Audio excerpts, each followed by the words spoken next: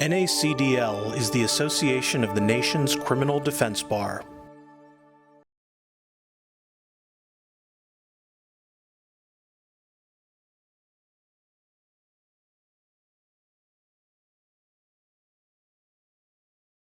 And today we are going to talk about geofence warrants and specifically how to challenge them in your cases.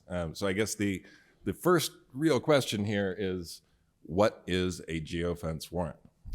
And it is what happens when Google searches for you. The idea is that police do not have a suspect in a crime. So they say, hey, Google, can you help us? We would like to get data on every device that was near the scene of that crime. So Google searches a database called Sensor Vault, which is filled with something called location history data. And we've talked about this a little bit yesterday. The search here will happen for every single account with location history enabled, which makes it an epic dragnet, a general warrant, right? They are searching hundreds of millions of people every single time one of these warrants is executed, and all without probable cause for a single bit of it. So the three of us up here were involved in the leading case, I guess now, on geofence warrants, a case called United States v. Chaudhry, where a federal court found that this type of warrant was unconstitutional. And we will get to that ruling in a bit. But for starters, I kind of want to do an experiment. So if you have an Android phone, I want you to check and see if you have location history enabled. And we'll do the same thing with iPhones in a second. For location history on Android, what you do is you go to Maps, you click on the little hamburger, those three little bars, click on your timeline, and if you see data there, if you see any maps, any blue lines, congratulations, you have location history enabled and you have been entered into the wrongful arrest lottery. If you have an iPhone, it's the same sort of thing. You need to go to your Google Maps application, click on the hamburger, go to your timeline, and see if you have any data there.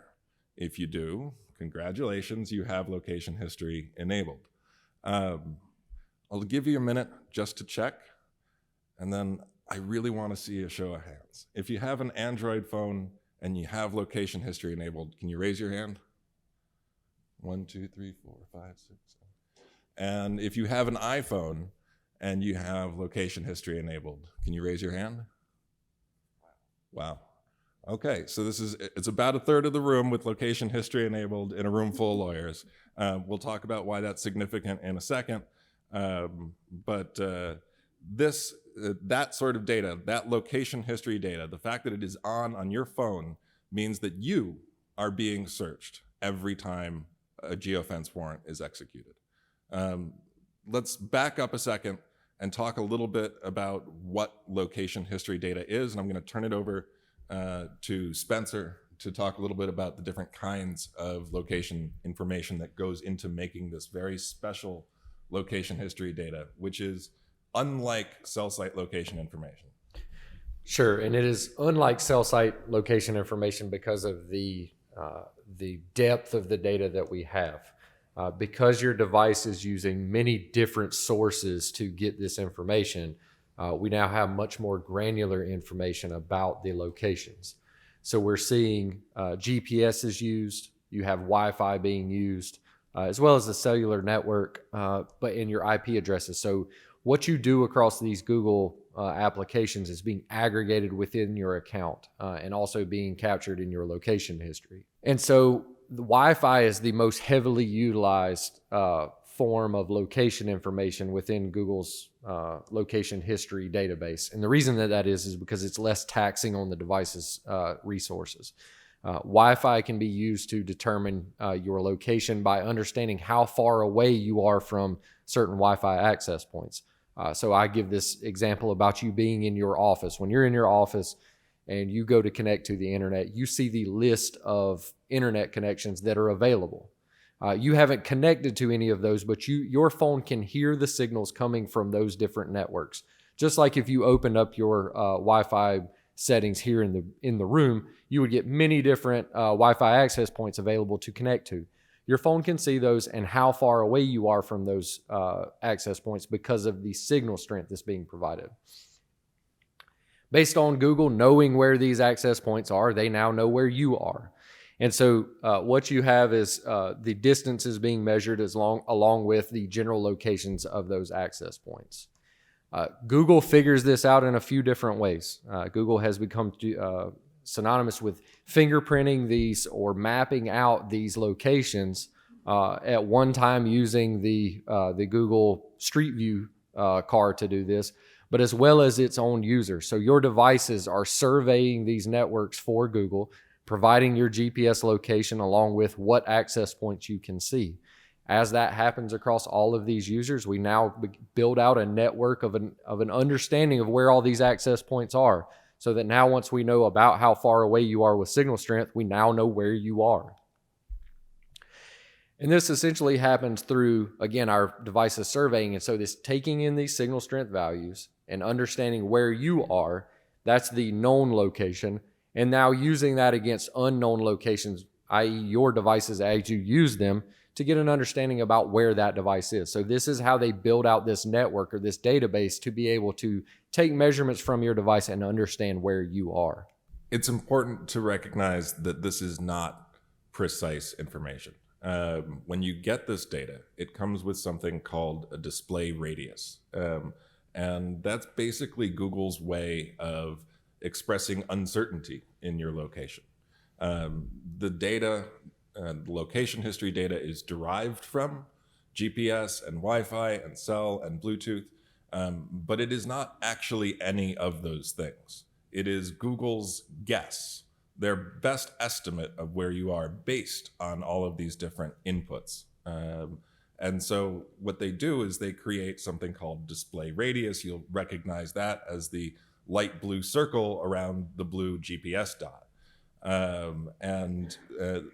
This is important because we're basing people's location off of often that center point, but that is not accurate. You can be anywhere within that blue circle. You can be outside of that blue circle. But this is the display radius, and it's going to come into play pretty significantly when we start talking about particularity and overbreadth. Is there anything you want to add on that, Spencer? Okay. So this is actually what the location history data looks like. And if you'll note on the right-hand side, you will see that display radius value. So it's expressed in meters, and it always changes. It's not the same. It's not always 100 meters. It's not always 50 meters. Sometimes it can be 1,000 meters or 2,000 meters, depending on the type of data that your phone is pulling down and sending to Google at any given time. This is significant because location history was not designed to solve crimes. It was designed to sell advertisements. And Google freely admits this. So they actually say that they only aim to be about 68% accurate. So there's a 68% chance at any given moment that your phone is actually within that blue circle. Forget about the blue dot. That means there's a 32% chance that it's nowhere inside that circle at all. This is, I guess, familiar if you ever try and get an Uber and the car pulls up on the other side of the street or the wrong block, or your GPS puts you in the middle of a lake instead of the road next to the lake. And that's fine for Google because they don't actually care where you are precisely. They just need to know which neighborhood you're in.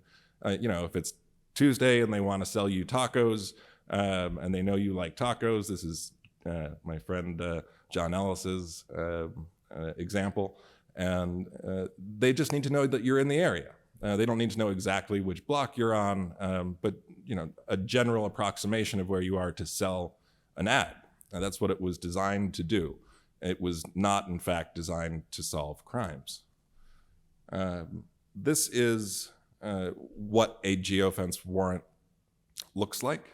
You're going to see some coordinates on there, a time frame, and maybe a map showing the geofence.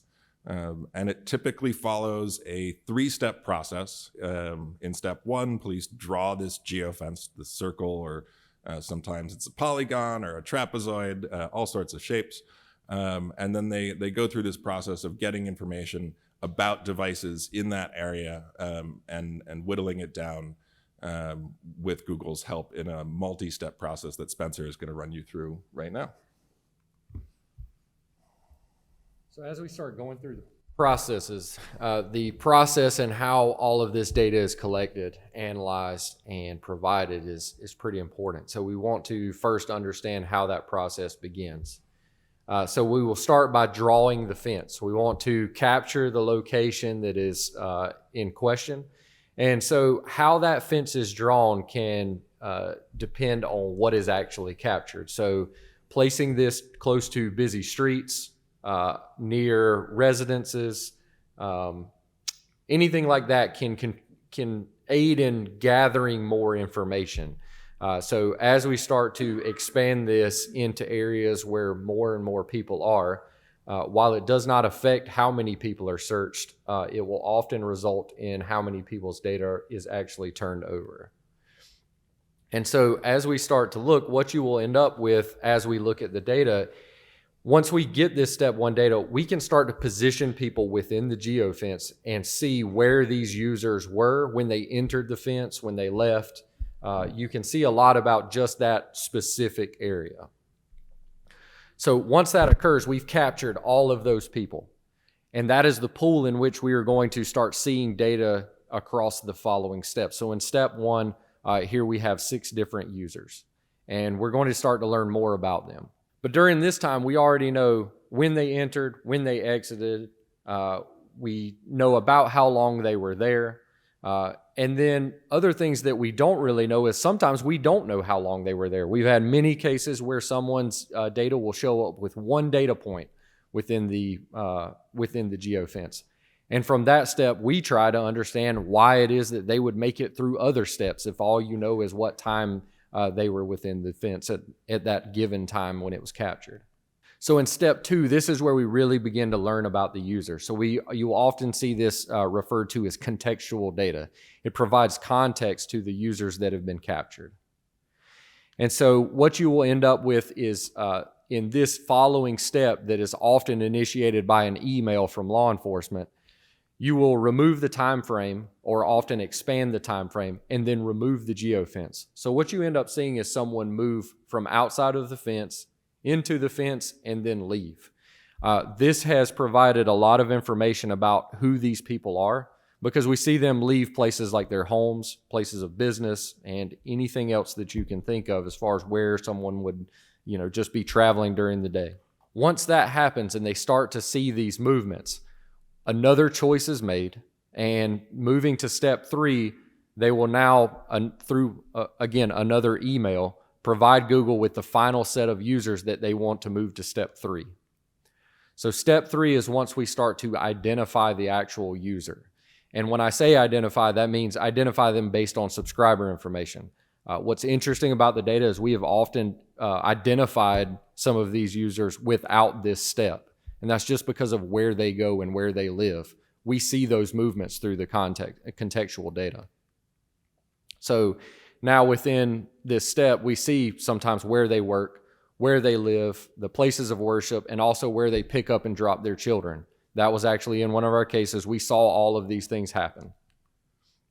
So now moving to step 3, this is where they are de-anonymized. Again, we use air quotes on the anonymization portion quite often because, again, our movements show who we are.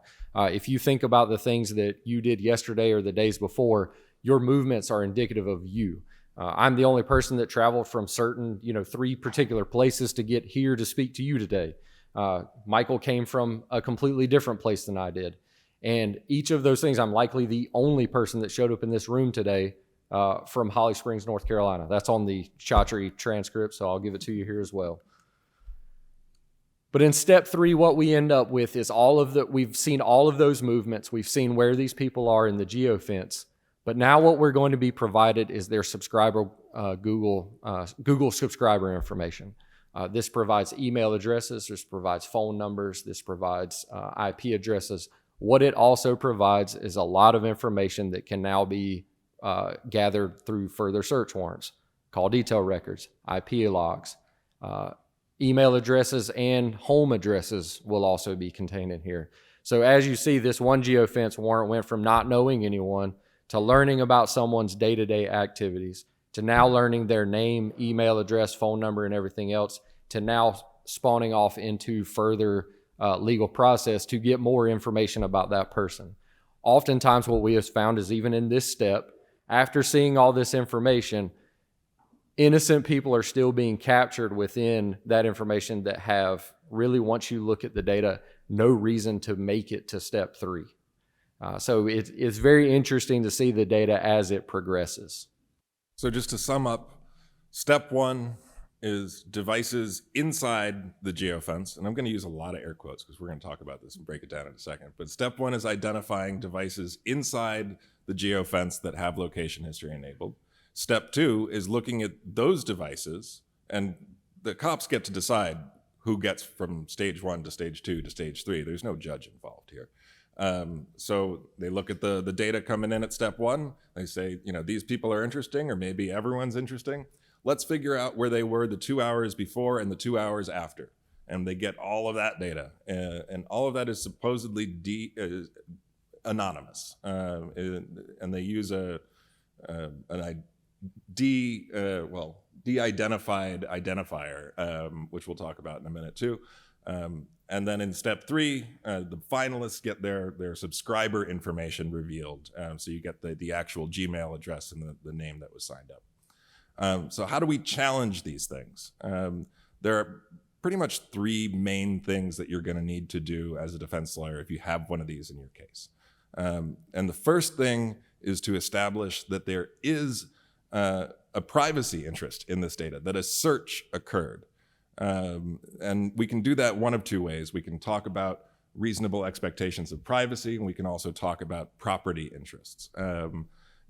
One seems kind of odd in a sense because we're dealing with geofence warrants, right? Google requires warrants. The government gets warrants. So why are we even having this conversation about whether a warrant is required and whether a search occurred? Well, because the government maintains that whatever problems there may be with the warrant, it doesn't matter because you have no privacy interest in that data. The only reason they're getting a warrant is because Google told them they had to. So the government is going to say, there's this thing called the third-party doctrine. We've talked about this. We talked about it with Carpenter, that says there is no privacy interest in information that is voluntarily conveyed to any third party. And this is really a doctrine that is a relic of another technological era. And we need to establish that it doesn't apply here, just like it didn't apply in Carpenter. There are also a few justices, or I would say a growing number of justices, who take a more originalist approach to the Fourth Amendment, don't particularly like the expectations of privacy test, and want to focus on property law and trespass as a test for whether there is a Fourth Amendment interest here. So we actually argue both a privacy interest under Katz and the reasonable expectation of privacy test, leaning heavily on Carpenter, and then talk about how this data actually belongs to users. And every one of you who has location history on has a privacy interest, a property interest as well in that data. So great. So we've established that a search occurred, that there is some sort of Fourth Amendment interest in location history data. Then what? Well, we argue that warrant that they did get was unconstitutional for 2 reasons. First, it's overbroad. There's no probable cause to search everybody in that geofence, let alone 592 million people. If they had probable cause to search somebody, if they had a suspect in mind, they wouldn't be going to get a geofence warrant. And then the second way you can attack the substance of that warrant is by challenging it for lack of particularity, giving the officers, the police, too much discretion in executing it. Step one, they might have that geofence drawn, and the judge might take a look at that, but there ends the judicial involvement. Up to, after that point, it is up to law enforcement and Google to figure out who gets searched more. There is no judge involved in that process, and it affords a level of discretion to law enforcement that we argue is unconstitutional. And then finally, there's the good faith doctrine. So this was a hurdle in Chaudhry, and it has been in many, many other Fourth Amendment cases. It is not unique to geofences, but it is absolutely critical to establish a lack of good faith in order to get the evidence suppressed.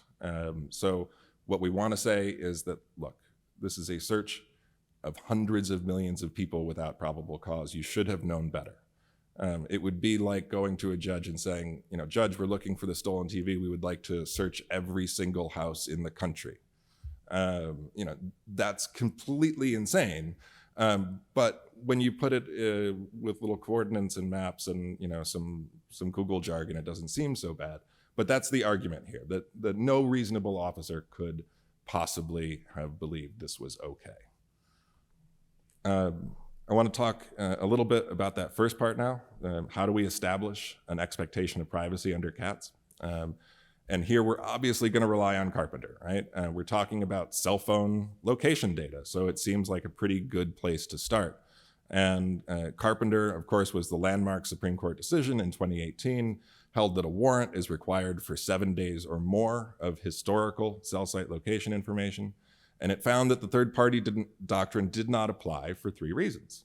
The depth, breadth, and comprehensive reach of historical cell site data, the fact that it creates a window into the privacies of life, like the GPS tracker in Jones, an intimate window revealing those familial, political, professional, religious, and sexual associations, as the court describes it. And that cell phones are a part of everyday life, a part of the human anatomy, as Aisha Dennis was talking about, such that using one and creating this location data is not truly voluntary. If you want to exist as a regular person with a cell phone in this world, you're going to leave a trail of CSLI. That's not voluntary. So how do we take that and apply it to a geofence warrant when we may just be talking about a matter of hours? Geofence warrants are typically far less than 7 days. The initial step 1 may be an hour or 2. Step 2 might have 3 or 4 hours total, but you're unlikely to get something like 7 days worth of location history information. So how do we get around that? How do we argue that Carpenter still applies, given that we have far less than 7 days? The answer is that location history data is far more potent than cell site location information. When you get CSLI, oftentimes you see it mapped as that sort of pie wedge, or maybe a blob or some weird sausage-shaped thing, and it covers a fair amount of terrain, usually a couple miles worth of territory. When you have location history data, that's going to give you likely the block, the building, or in some cases even the floor of the building that you're on, depending on what Wi-Fi networks your phone is seeing. So location history can be as accurate as GPS, which means that it reveals the privacies of life in the same way that GPS does. It can disclose private trips to the psychiatrist, the plastic surgeon, the abortion clinic, the mosque, the church, the gay bar, and on and on. And that's Jones and Carpenter there. Critically, it also identifies people inside of their homes and other private constitutionally protected spaces. So this is like Kylo, where the government is using technology to see inside of a house who's there, what's going on in a way that they couldn't otherwise do. So on both counts, right, privacies of life and the protections of the home should kick in here. The court is saying that Fourth Amendment protections are at their zenith in your home. So if this is identifying people inside of their homes or other protected spaces, then there's an argument right off the bat that there's a privacy interest at stake. The last hurdle here, which is perhaps the trickiest to get around and address, is whether the opt-in to location history was truly voluntary. So unlike cell site location information, location history is an opt-in feature. That's why a third of you had it on in the room and 2/3 of you didn't. But I don't think that the third of you that had it on necessarily understood that it was on or understood the implications of that. You probably saw something about it, if you did at all, in the form of what Google calls a consent flow, which is basically one of those pop-up boxes that you get when you're trying to do something else. And it may say location history. It might have a little description of what that is. It might just say, hey, you want to improve your experience, click here. Yes, I'm in, without a lot of additional explanation. And there's a few ways that it can be enabled. It can happen during the initial setup of the phone, when you're clicking through all of those screens and it's asking you how you want to set things up. It can be triggered by the first use of certain apps that use location information. So if you manage to get through the setup by declining location history multiple times, which is what you have to do, then the first time you open up Google Maps, it's going to say, hey, want to improve your Google Maps experience? Yes, I'm in. Click right here. And you'll probably get even less information on that screen about what location history is. It obviously can also be enabled or disabled through your settings. And if you have it on and would like to turn it off, that is how you can do it. In order to figure out whether what this screen looked like in your case, you're going to have to actually get some fairly specific information about from Google and from the phone. You need to know the date and the time exactly that location history was enabled. This is not going to be information that is stored directly on the phone or even in the Google account. You have to get it directly from Google through a subpoena.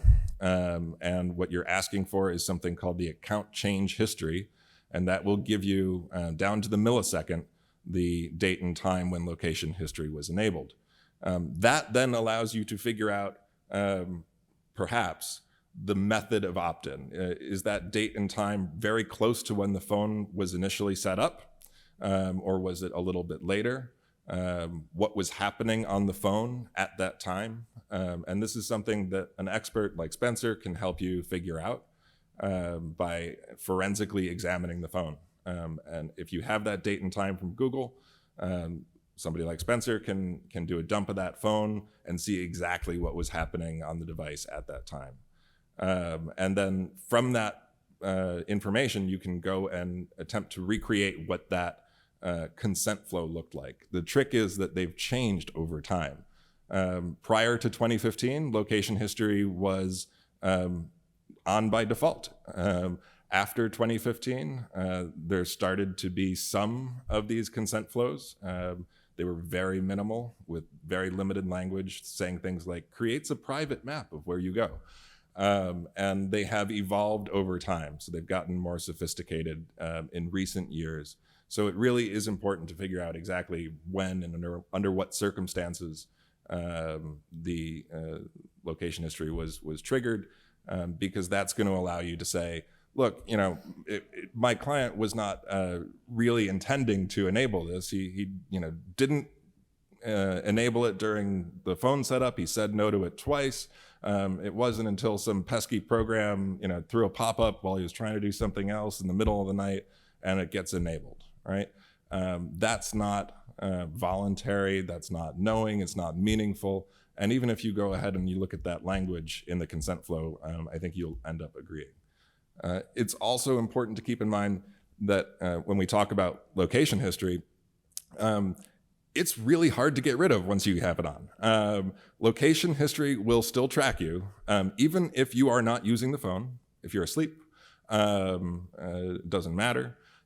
If you don't use or you even delete the app that maybe triggered it, let's say you just go ahead and delete Google Maps after enabling it, it's still on your phone. You can actually go in and you can manually delete your location history, but that will not turn it off and it won't prevent it from creating new location history. So what you need to do, and it's not that simple, is go in, delete all of your location history information, and then actually turn it off so it doesn't create any more. That's not something that's very apparent to most people, and I liken location history to a lobster trap. It's really, really easy to get in, to enable, and really, really hard to get out. The last thing I'll mention briefly before turning it over to Laura here is this idea of a property interest. How do we show that you have a property interest as well as a privacy interest in your location history data? And we do that by saying it is just like your papers and effects, right? It's a digital version of that. It's in your account. It's your data. It is not Google's business record. Google says that it is. It keeps this data in people's accounts, not in some Google business record database. And they liken it to a private journal that people keep.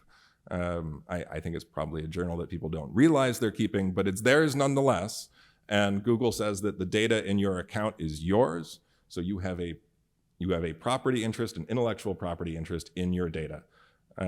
So we want to be sure to include that argument as well. If we assume that we have now established the reasonable expectation of privacy in the location history data, then why is the warrant invalid?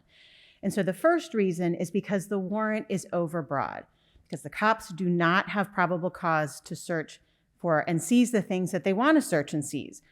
So they've got to have probable cause for everything, as we know, that is going to be searched and seized. And a geofence warrant, because of the way that Google stores the data, the warrant necessarily requires Google to search all accounts that have location history enabled, because it's stored by the user.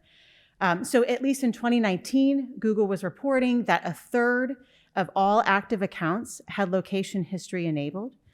Public reports that we found indicated that Google had about 1.5 billion users. Maybe it's 1.8 billion now. And so in our Chatry case, Google, maybe thinking that they could get away with just being cute, would only tell us that numerous tens of millions of people, of its users, were searched in every single geofence warrant. So every time that somebody submits a geofence request warrant to Google, numerous tens of millions of people's accounts are searched, which of course is a breathtaking number. Anybody else ever seen a warrant that has numerous tens of millions of people that a magistrate authorizes? No. So it's a dragnet, the likes of which we've never seen before, and it does not get more overbroad than that. It's a general warrant. Well, I should just add that this is sort of breaking news, and that this week Google finally gave us a number in a different case, describing actually how many users got searched every time one of these warrants was executed in 2018. And it turns out the answer is 592 million. That's how many people, at least in 2018, got searched every single time one of these warrants was executed. I was going to say that one more time. 592 million people.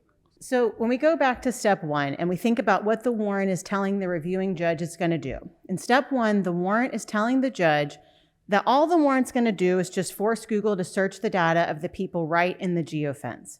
But we know now, we all know that that's not what happens, because what instead happens is Google's going to search 592 million people's data to return, that's the haystack, right? They're going to return the 6 people, the needles, which means our search doesn't look like this, or even this. What we have is the scope of the search at stage 1 is so massive that it will take a room full of servers to accomplish it. And that's, again, because Google stores this information by the user account, not by the location that's to be searched.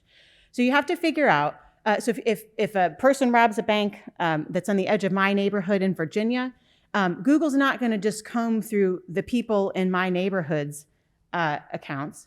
It's going to comb through all of Virginia, all of the United States, throughout North America, everywhere in the Western Hemisphere, everywhere in the globe. Everybody is going to be searched.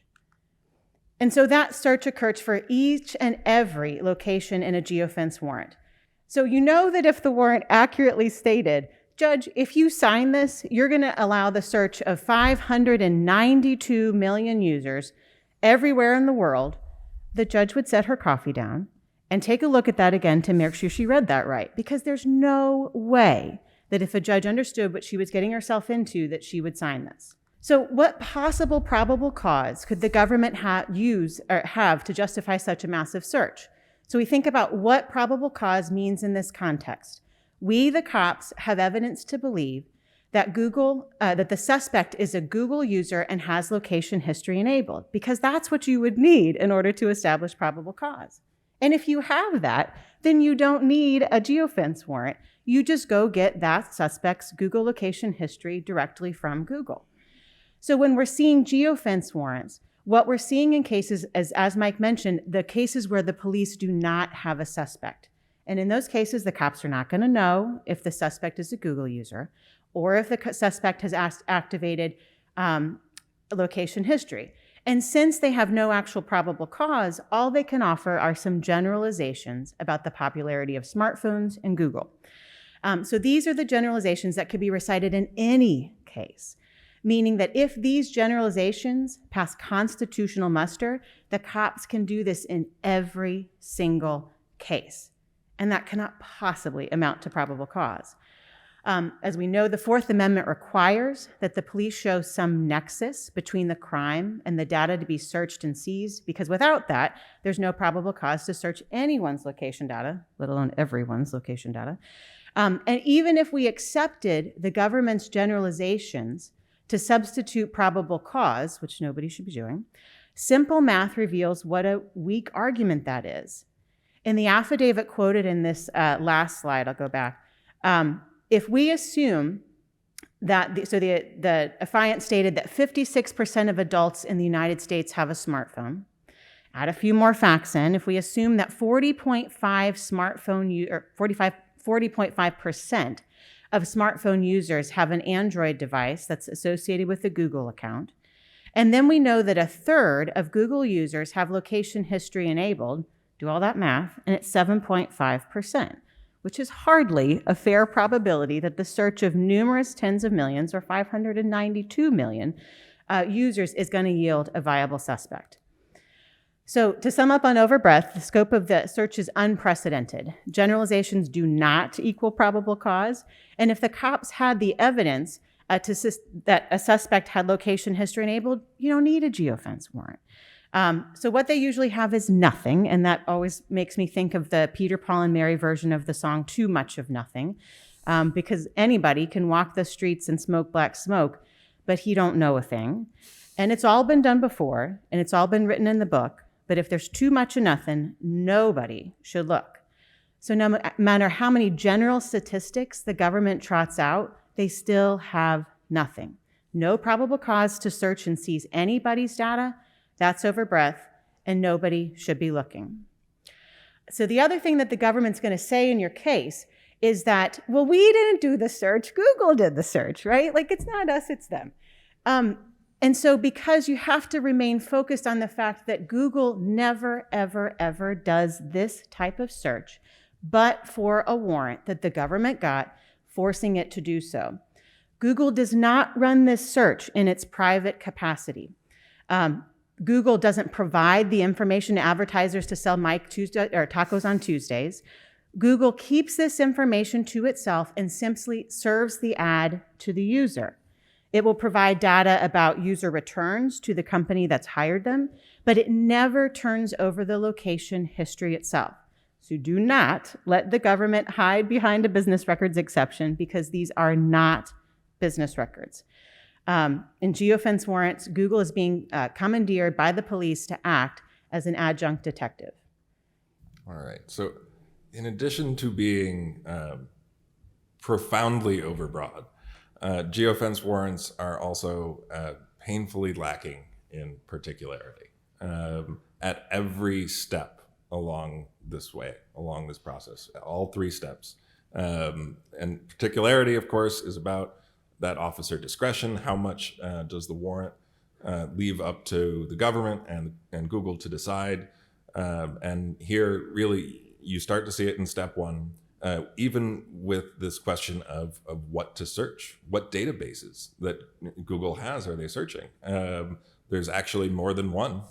Google keeps location history and location data in multiple places at varying levels of granularity. And the warrants often don't specify exactly what to search. And then there's a big question about what to seize, what to take. How do you even count who's inside the geofence, let alone who gets searched after that, who has their contextual data revealed, who has their subscriber information revealed. All of that is up to the cops and Google. So this basic question about what to search. I mean, we said they searched the sensor vault, they searched location history data, but that's not what the warrants say. The warrants just say, give us all location data on any user in this area. They don't specify. Google specifies. Google decides that, well, we're going to search the sensor vault database. We're going to search location history, but we're not going to search these other databases of location data, web and app activity. So you're generating location information when you use the web and you run searches. They're not going to search Google location accuracy, which is that database that allows them to figure out where you are based on Wi-Fi. Instead, they're going to search the sensor vault and location history only. That may be a smaller number, but it is still Google and the government deciding who gets searched, not a judge. And this is also an issue when it comes to how to count. And so remember this display radius we were talking about earlier, this idea that there's only a 68% chance that you're in there, there's a 32% chance you're out of it. And also, you are no more likely to be at the center of that circle than you are somewhere off to the side, right? Google just plops a dot right in the middle of that circle as a visual aid. It doesn't mean anything. You are no more likely to be at the center of that circle than somewhere else, or perhaps even outside of it. So how do we figure out who's inside the circle? How do we count here? You might be at the center of that circle. You might be at that little blue dot, but you might be somewhere outside of that geofence. So it means that you're going to get some false positives. This is very, very likely, right? You're going to get people who are sucked into that geofence that weren't actually there. And there are a couple ways to deal with that. You can count all of those people, even if they're outside of the actual geofence. You can look and see. So you're going to create false positives when you count devices that have display radiuses that extend outside of that geofence. False positive here means that somebody is being identified as within that geofence, although they were never there. And before we talk about counting, I want to actually have Spencer explain a little bit about how we get to a false positive. Yeah, so when we start to see the data, especially in step 2, that's where we begin to see these false positives occur. And in cases, what we've seen is oftentimes when I see one data point in step 1, it starts to pique my interest in whether or not this person actually entered the geofence or not.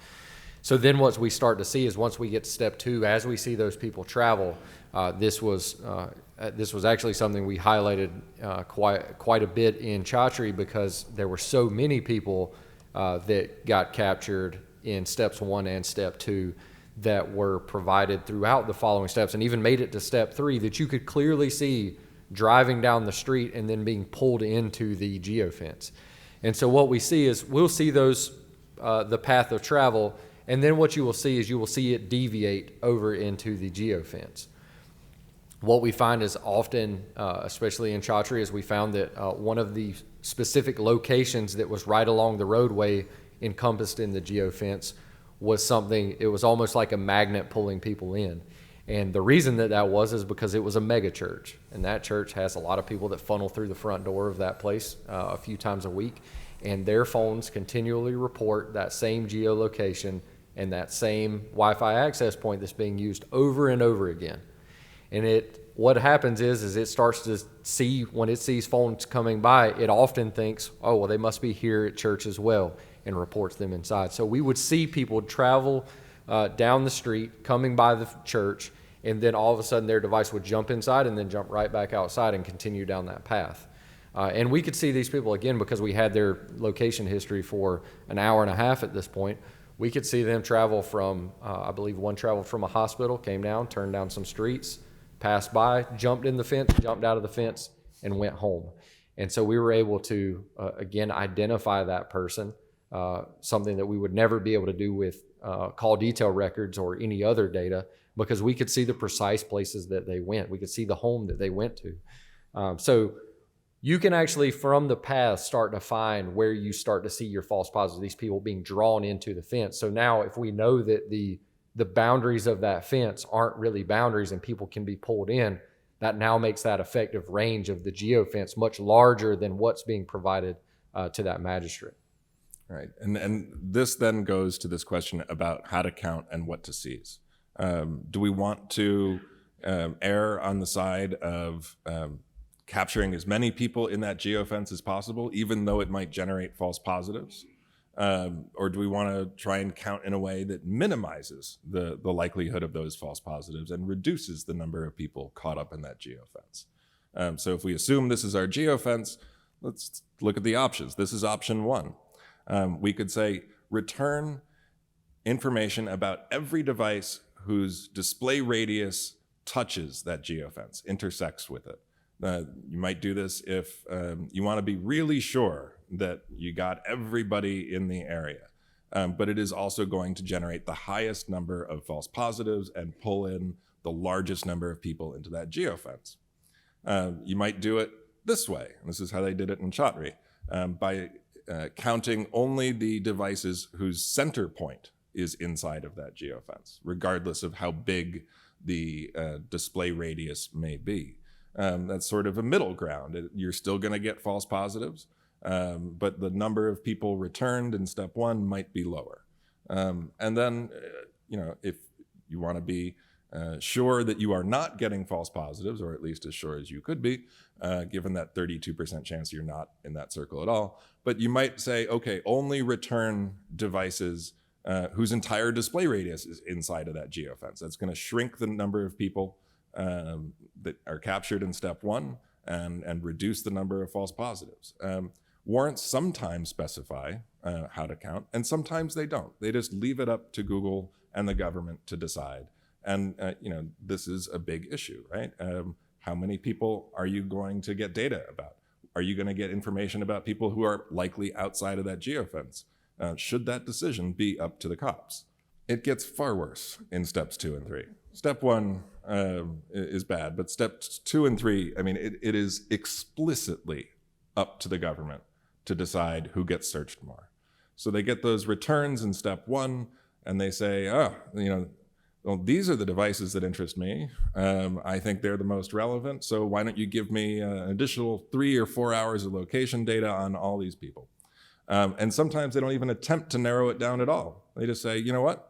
I want to see the contextual data. I want to see the step 2 data on everybody. And it's going to be up to law enforcement and Google to hash that out. The judge is not involved at this point. And the same goes for step 3. Once you get that contextual data and you might have a good idea of who you want to reveal, get subscriber information about, that's up to law enforcement and Google once again.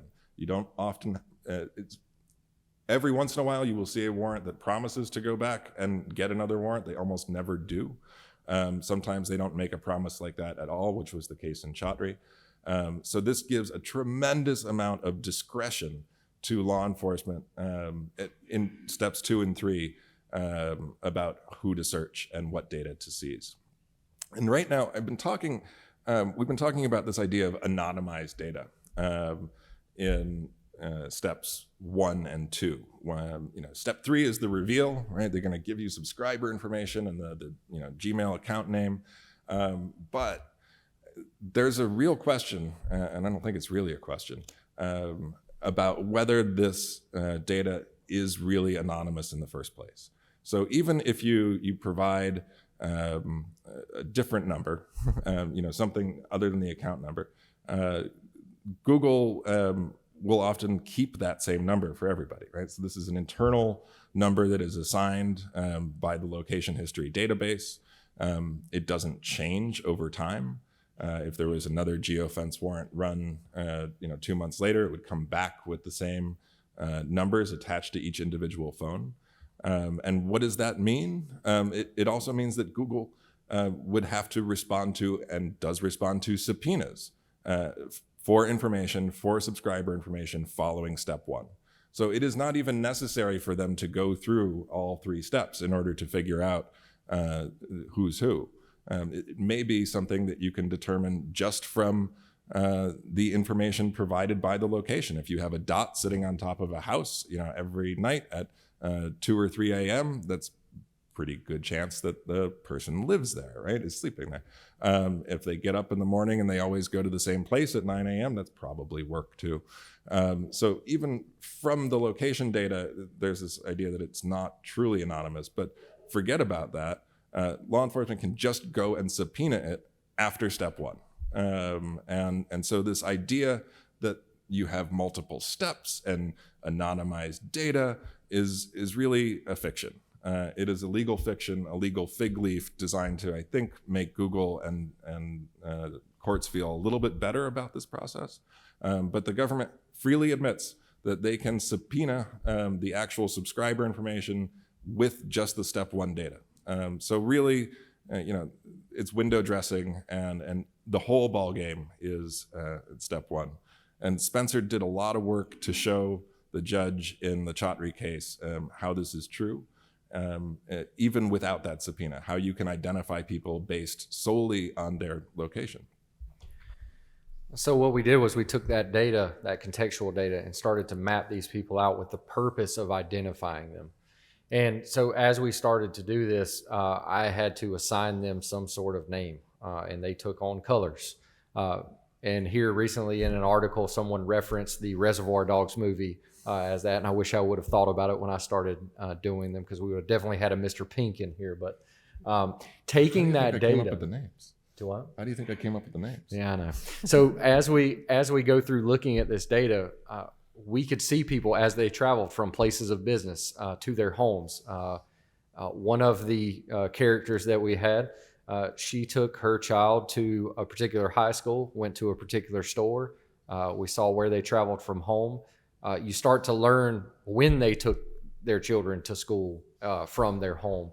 All of these steps. And so using just commonly available, GIS and tax records, we started to identify people. We started to find their Facebook records and gather all this information. And even though law enforcement sat in the room and said this data is anonymous, I sat up there and told them who some of these people were that they had collected data on.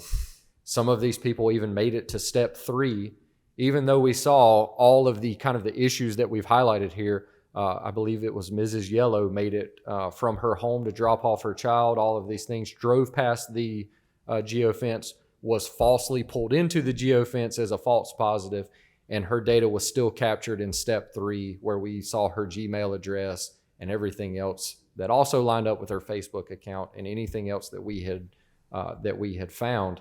And so we did all this even prior to getting that sort of information. So we knew all of the data about these people, just like they could learn about them as well. The government's going to come back with their favorite case, United States versus Leon. So you got to be prepared from that, and you got to be thinking about it from the beginning. And you need to make clear that there cannot be good faith with all of the things that we've just talked about, because you now know how it all works. Agents should know how it's all working. Cops are going to know how it's all working. So all the things that we've already talked about, the immense discretion delegated to the police, the unparalleled scope of the search, the complete lack of transparency, if not outright lies in the warrant applications, all point to no good faith. And so the government might say something like, well, we didn't know that that's how Google was going to do it, and they were going to search 500 million people. And we didn't know that there were these different ways that you could count. But the truth is that they did know, or at least they should have known. And that's because the Department of Justice, a special section called the Computer Crime and Intellectual Property section, and Google worked hand in hand to develop this three-step process. They created a go-by, a plug-and-play warrant that Joe officer on the street could take and just fill in the blanks and get a geofence warrant. They knew how broad the search was. They knew how the search would inevitably wrap up numerous innocent people, but they did not put those facts in the go-by.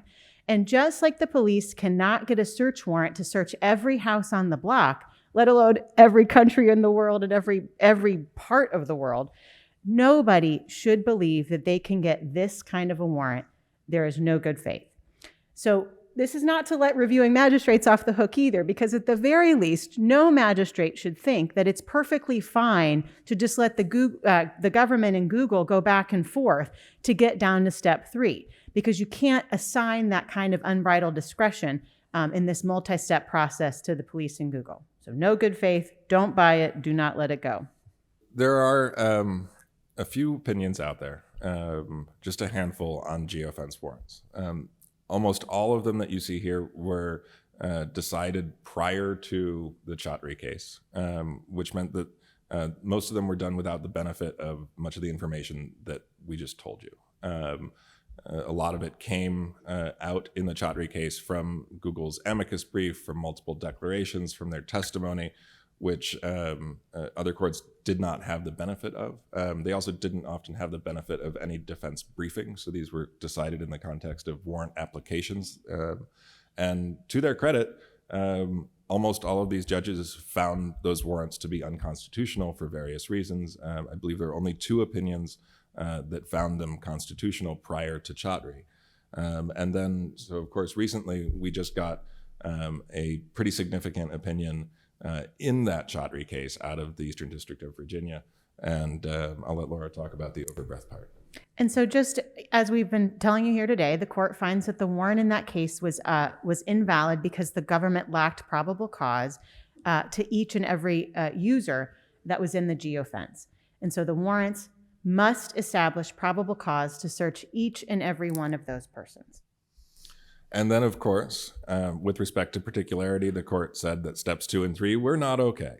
They were undertaken with no judicial review whatsoever, improperly provided law enforcement and Google with unbridled discretion to decide which accounts will be subject to further intrusion. So this is pretty much the definition of a lack of particularity.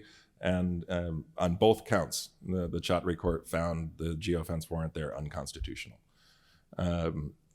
The opinion, the briefing from that case are available on our website, along with a primer that the Samuelson Clinic has just finished. It is brand new, and it is going to be included in your written materials for this program. It'll also be up on our website, and it provides sort of a step-by-step how to challenge these warrants along the lines of what we've described today. And it's fantastic. I can't thank the Samuelson Clinic enough for their help and for Priya for designing it, but it is or should be available very, very soon. And of course, if you have one of these cases and you would like some assistance, please do reach out to us. Reach out to the Fourth Amendment Center. It's what we are here to do, to help you litigate cases and issues like this, as we did in the Chaudhry case and are doing around the country now. So I guess with that, we have run up against our time, but I don't know, Jimena, if we have a moment for questions or what do you want to do? Maybe one question, maybe. Only it's a good question. Okay. So the question was, have we ever seen this used to develop exculpatory evidence? Mike's saying no. And one thing that's important to remember is because we do not have the warrant power and because Google requires a warrant to do the geofence, even if we thought that we could get that, it would not be available as a tool to defense attorneys. I mean, certainly I have seen cases where the government has decided not to give us the information other than our clients, saying that none of it is relevant and so we can't see it, which means we can't figure out how many people got caught up in that geofence and we can't make our arguments. But the argument in response there is that everything is Brady, right? If you're saying that all these other places, all these other devices were here, but we're not telling you about them, then you make a Brady argument and you get that information. All right. With that, thank you all very much. Appreciate it.